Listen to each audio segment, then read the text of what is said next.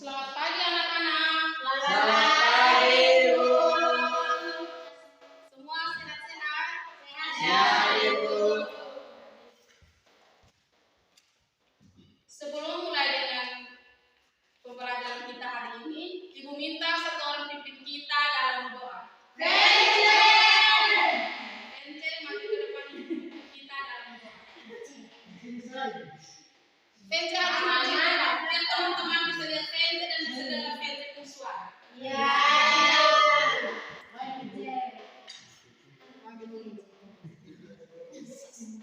Bence mau berdiri atau duduk, Bence? Duduk saja. Tidak sangat. Bence, berdiri yang sopan, Bence. Kita untuk mengucap Tuhan dalam doa. Dalam nama Bapa, Dan nama Bapa dan Putra dan Roh Kudus. ya Tuhan, puji dan syukur kami haturkan kehadiran-Mu karena begitu besar dan tinggi kasih-Mu kepada kami, sehingga apa yang kami terima pada hari ini dapat bermanfaat bagi masa depan kami. Semua doa dan permohonan ini kami sampaikan kepadamu berdoa perantara Kristus Tuhan kami. Amin. Dalam nama Bapa, Bapa, Putra, dan Roh Kudus. Amin. Terima kasih Bence sudah mengikuti kita. Silakan duduk Bence. Baik, di sini Ibu akan absen kalian semua. Ada yang tidak hadir hari ini? Ada, Bu. Kresensia namanya?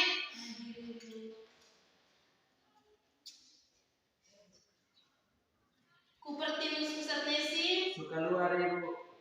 Sekolah tidak jelas lagi. Laurentius Oscar Luka? Alba.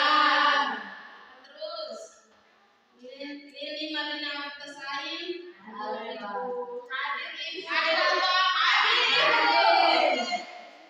Lidiana Nihis? Alba. Maria Anisia Kevi? Hadir, Ibu. Maria Inosensia Sabuola? Ada, Ibu. Maria Yulfi Pideun? Alba. Noberius Yasintus Leon? Alba, Ibu. Alba. Octaviani Satriamun? Alba. Remigius Kanu? Hadir, Ibu. Skolastika Dos Santos Lakan? Hadir, Ibu. Yohanes Umbau?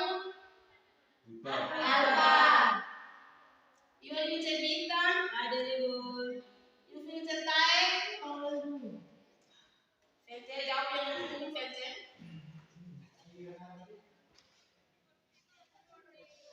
Ibu ada lupa satu nama yang Ibu belum panggil. Maria Fatima Helmeno? Hadir, Ibu. Ibu hampir lupa Ibu nama. Biar terlupakan, Ibu.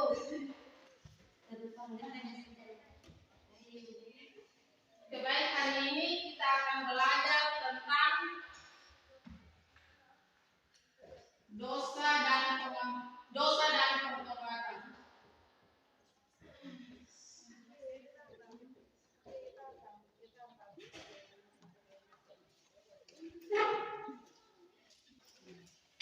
Anak-anak, hari kita belajar tentang apa anak-anak?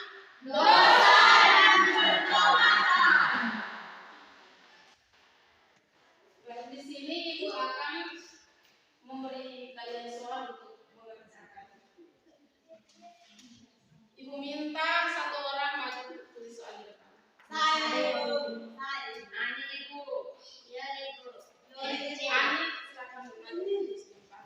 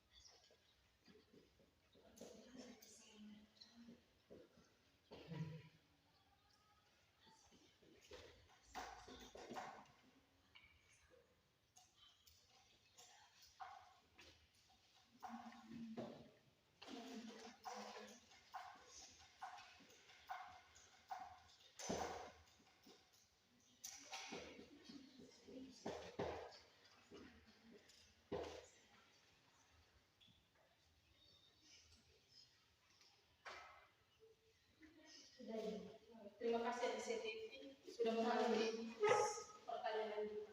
Sebelum mengerjakan pertanyaan di papan, Ibu minta salah satu maju ke depan untuk membacakan kitab suci dari kitab Kejadian bab 3 ayat 1 sampai dengan 19. Nino.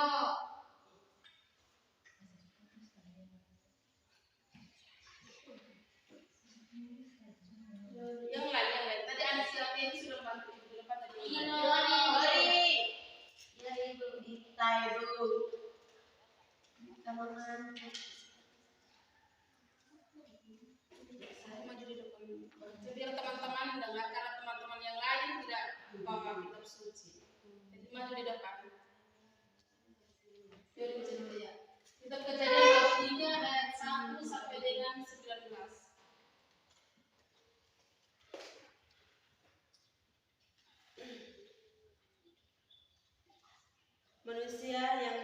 Manusia jatuh ke dalam dosa.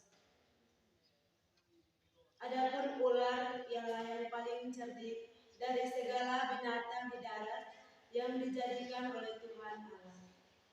Ular itu berkata kepada perempuan itu, tentulah Allah berfirman, semua pohon dalam taman ini jangan kamu makan buahnya, bukan? Lalu sahut perempuan itu kepada ular itu, buah pohon-pohonan dalam taman ini boleh kami makan, tetapi tentang buah pohon yang ada di tengah-tengah taman, Allah berfirman, jangan kamu makan ataupun menambah buah itu, nanti kamu mati. Tetapi ular itu berkata kepada perempuan itu, sekali-kali kamu tidak akan mati. Tetapi Allah mengetahui bahwa pada waktu kamu memakannya, matamu akan terbuka dan kamu akan menjadi seperti Allah, tahu tentang yang baik dan yang jahat. Perempuan itu melihat bahwa buah pohon itu baik untuk dimakan dan sedap kelihatannya. Lagi pula pohon itu menarik hati karena memberi pengertian. Lalu ia mengambil dari buahnya dan dimakannya dan memberikannya juga kepada suaminya yang bersama-sama dengan dia, dan suaminya pun memakannya. Maka terbukalah mata mereka berdua dan mereka tahu bahwa mereka telanjang. Lalu mereka menyemat daun pohon ara dan membuat cawan. Ketika mereka mendengar bunyi langkah Tuhan Allah yang berjalan-jalan dalam taman itu pada waktu hari sejuk, bersembunyilah manusia dan istrinya itu terhadap Tuhan Allah di antara pohon-pohonan dalam taman. Tetapi Tuhan Allah memanggil memanggil manusia itu dan berfirman kepadanya, "Di manakah engkau?" Ia menjawab, "Ketika aku mendengar bahwa engkau ada dalam taman ini, aku menjadi takut karena aku telanjang, sebab itu aku bersembunyi." Firman-Nya, "Siapakah yang memberitahukan kepadamu bahwa engkau telanjang? Apakah engkau makan dari buah pohon yang kularang engkau makan itu?"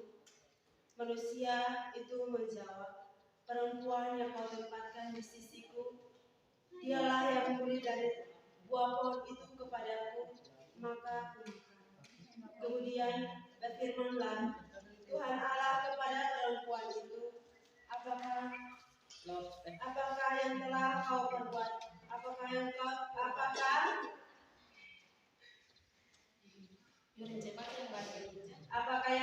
kau perbuat ini? Jawab perempuan itu, "Ular itu yang memperdayakan aku, maka aku makan." Lalu berfirmanlah Tuhan Allah kepada ular itu, "Karena engkau berbuat demikian, terkutuklah engkau di antara segala ternak dan di antara segala binatang dan di antara segala binatang hutan. Dengan perutmulah engkau akan menjalar, dan debu tanahlah akan kau makan seumur hidupmu. Aku akan mengadakan permusuhan antara engkau dan perempuan ini, antara keturunanmu dan keturunannya. Keturunannya akan meremukkan kepalamu, dan engkau akan meremukkan tumitmu." Firman-Nya kepada perempuan itu, "Susah payahmu waktu mengandung akan kubuat sangat banyak. Dengan kesakitan engkau akan melahirkan anakmu, namun engkau akan berahi kepada suamimu, dan ia akan berkuasa atasmu." Lalu firman-Nya kepada manusia itu, "Karena engkau mendengarkan perkataan istrimu dan memakan dari buah pohon yang telah kuperintahkan kepadamu, jangan makan daripadanya, maka terkutuklah tanah karena engkau. Dengan bersusah payah engkau akan mencari rezekimu dari tanah seumur hidupmu. Semak duri dan rumput duri yang akan dihasilkannya bagimu, dan tumbuh-tumbuhan di padang akan menjadi makananmu. Dengan berpeluh engkau akan mencari makananmu, sampai engkau kembali lagi menjadi tanah, karena dari situlah engkau diambil, sebab engkau debu dan engkau akan kembali menjadi debu. Demikianlah sabda Tuhan." Kepada baik, terima kasih. Yunus, silakan dulu. Baik, anak-anak, di sini ada 4 pertanyaan. Ibu minta kalian kerjakan dengan baik. Di sini Ibu minta supaya kalian bentuk kelompok. Satu kelompok terdapat 4 orang. Baik, ada sekarang kerjakan 4 soal di kamu. Ya, semua.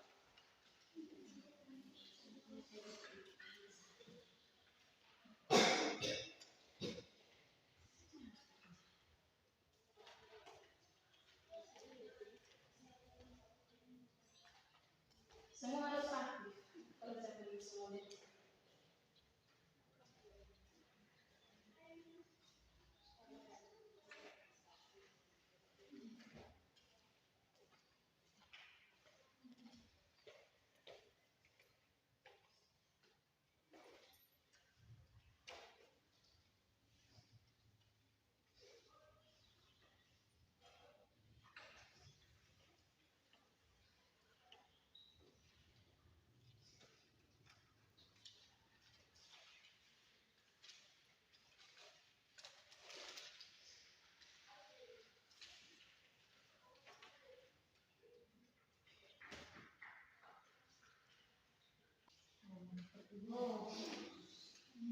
Kelompok 1 sudah habis?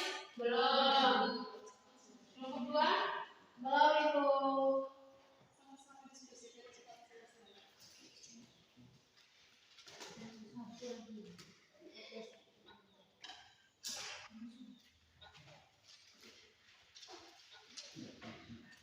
Anak-anak, semua sudah kerjakan? Sudah, Ibu. Ibu minta dari setiap kelompok maju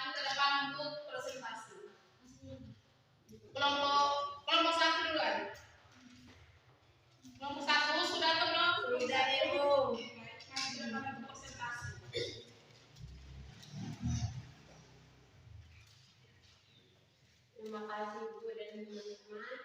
Saya mewakili kelompok 1 untuk mempresentasikan hasil diskusi kami.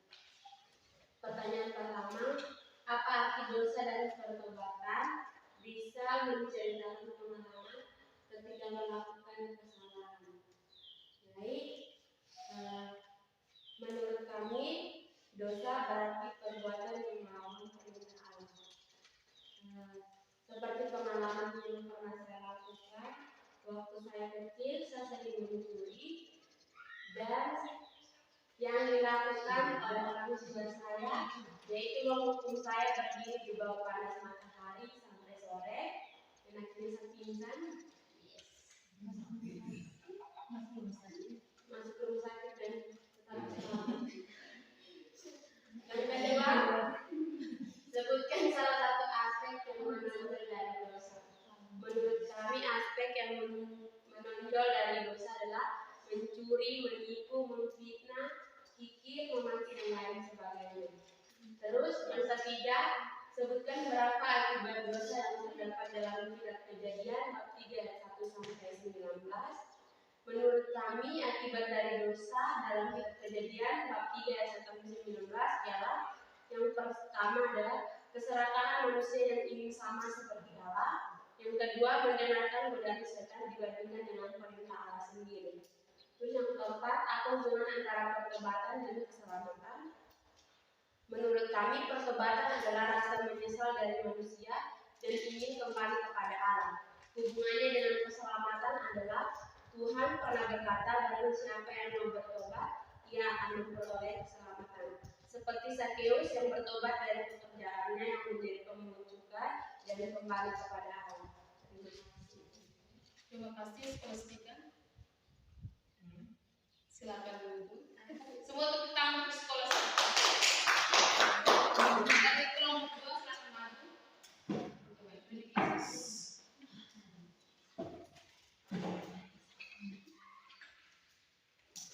Baik, terima kasih atas kesempatan yang diberikan kepada kelompok kami.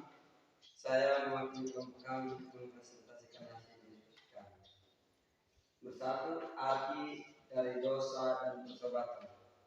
Dosa adalah pikiran, perkataan, dan tindakan yang tidak sesuai dengan kehendak Allah. Pertobatan adalah penyesalan yang timbul dari dalam diri karena telah berbuat dosa, lalu berniat untuk tidak mengulangi lagi dosa tersebut. Nomor 2, aspek yang muncul dari dosa yaitu keserakahan manusia karena egois mau sama dengan Allah.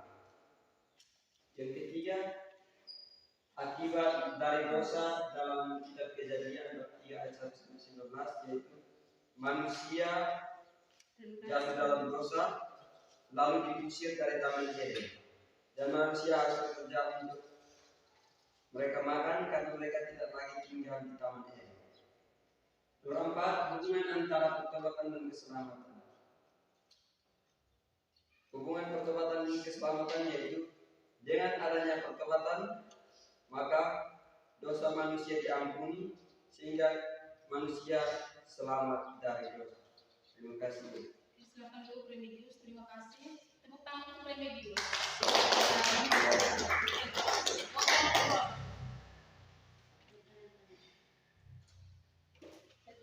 Terima kasih anak-anak yang sudah mengerjakan soal-soal IPA ini dengan baik. Di sini Ibu akan mengumpulkan semua yang sudah anak-anak presentasi.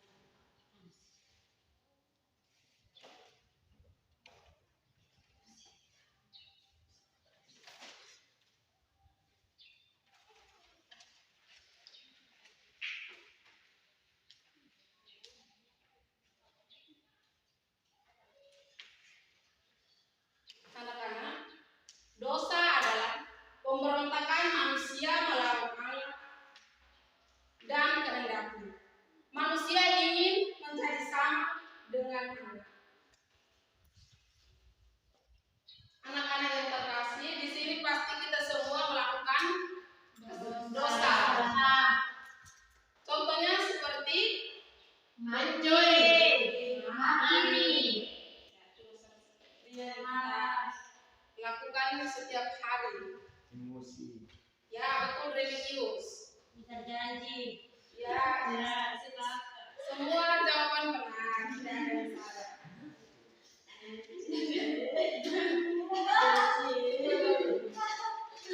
Setelah kita melakukan kesalahan atau dosa, kita harus mencari Tuhan, mencari jalan keselamatan.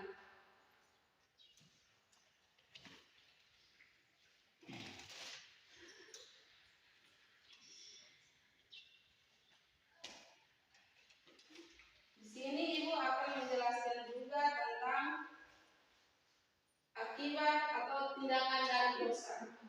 1.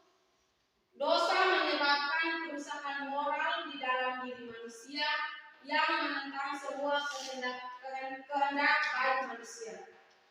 2. Dosa menyebabkan manusia menginginkan diri sendiri tanpa menghiraukan kesejahteraan orang lain atau perintah Allah. Sikap ini mengakibatkan kekerasan dan kesamaan terhadap orang lain dan pemberontak terhadap Allah dan hukumnya. Yang ketiga, dosa membuat manusia menolak untuk tunduk kepada Allah dan firman-Nya. Dosa adalah persekutuan dengan Allah dan ketidaktaatan kepadanya. Yang keempat, dosa menyebabkan kita sering melakukan ketidakadilan. Yang kelima, dosa juga merupakan kuasa yang memperbudak. Dosa juga merupakan kuasa yang memperbudak dan merusak. Dosa berakar dalam keinginan manusia yang serakah.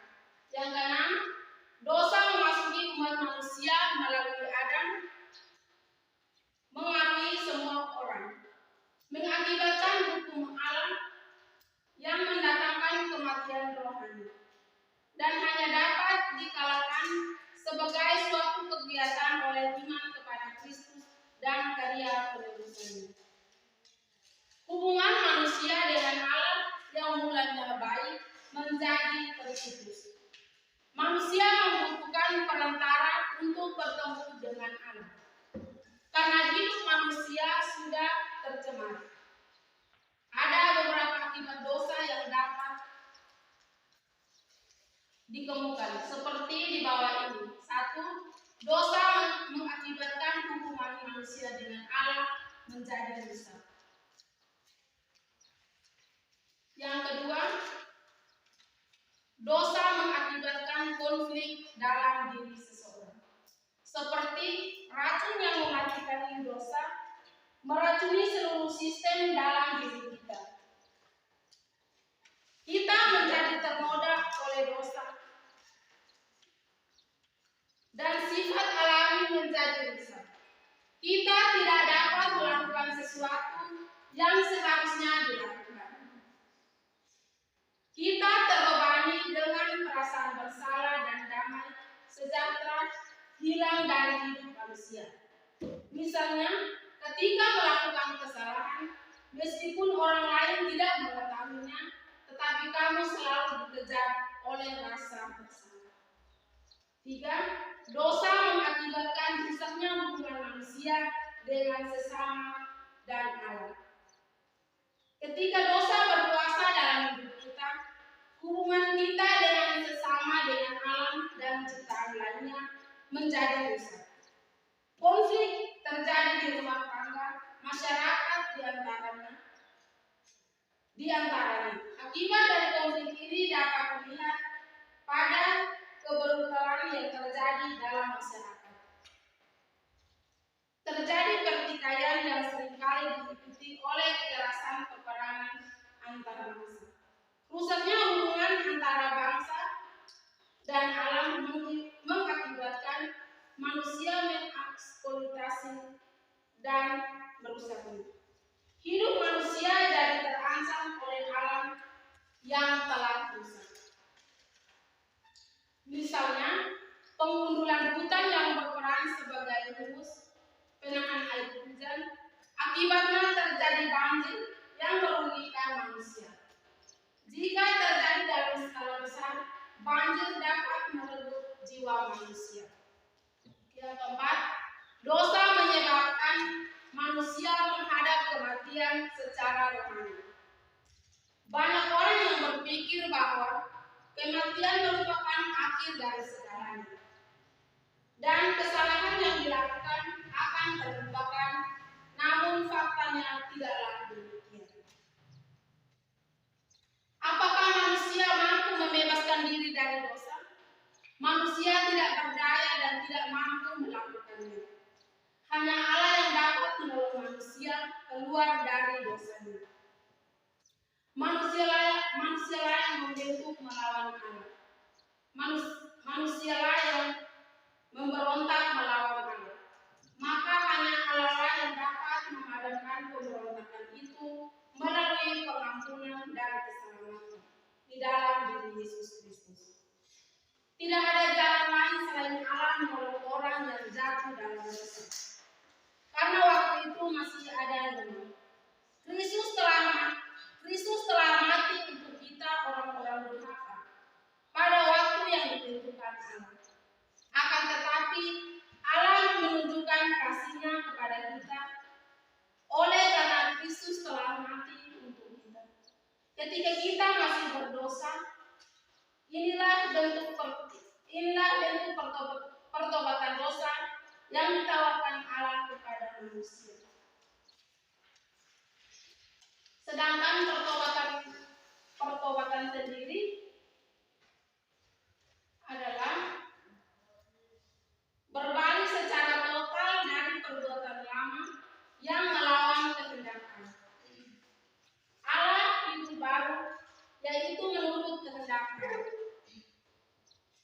Kisah Para Rasul bab 6 ayat 20 menyatakan, tetapi mula-mula aku memberitakan bahwa mereka harus bertobat dan berbalik kepada Allah serta melakukan pekerjaan-pekerjaan yang sesuai dengan pertobatan itu.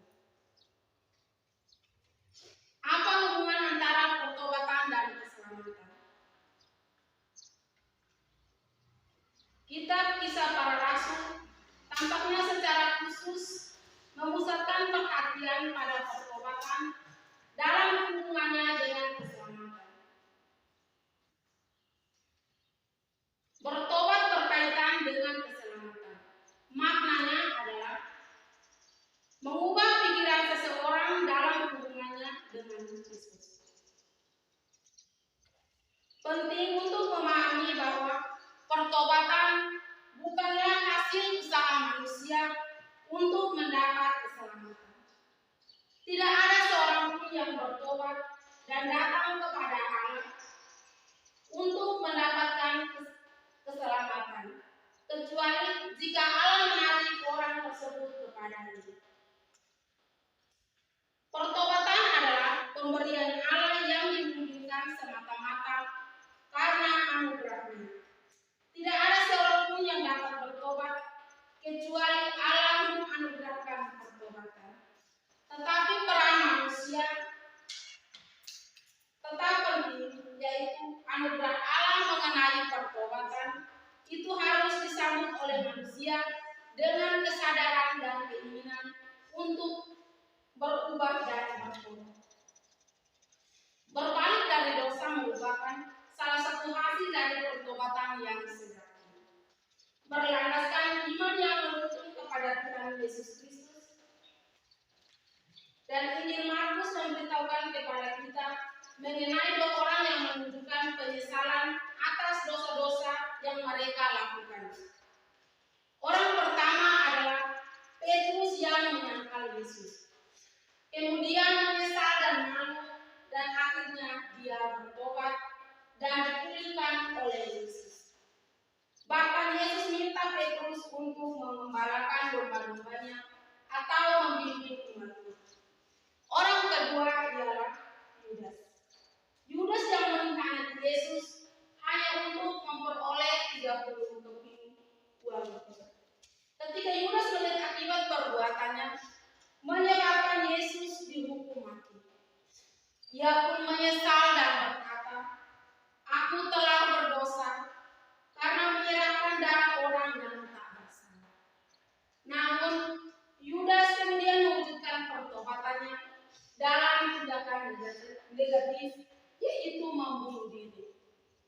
Motivasi pertobatan Petrus dan Yudas berbeda, akibatnya juga berbeda. Petrus menyesal dan malu, kemudian ia ingin benar-benar bertobat dan dipulihkan. Sedangkan Yudas hanya menyesal karena ia menyebabkan Yesus dihukum mati. Ia tidak menginginkan pemulihan. Tiap orang yang bertobat hendaknya memiliki motivasi supaya diampuni dan dipulihkan, serta pada akhirnya diselamatkan. Anak-anak, semuanya mengerti apa yang tadi dijelaskan? Ada yang mau bertanya? Semua jelas? Sebelum mengakhiri pertemuan kita ini, salah satu pimpin kita dalam doa. Yang lain. Tadi Vences Denny serahkan maju ke depan. Oh, maksud nama baru. Satu permen dan belum dikenal.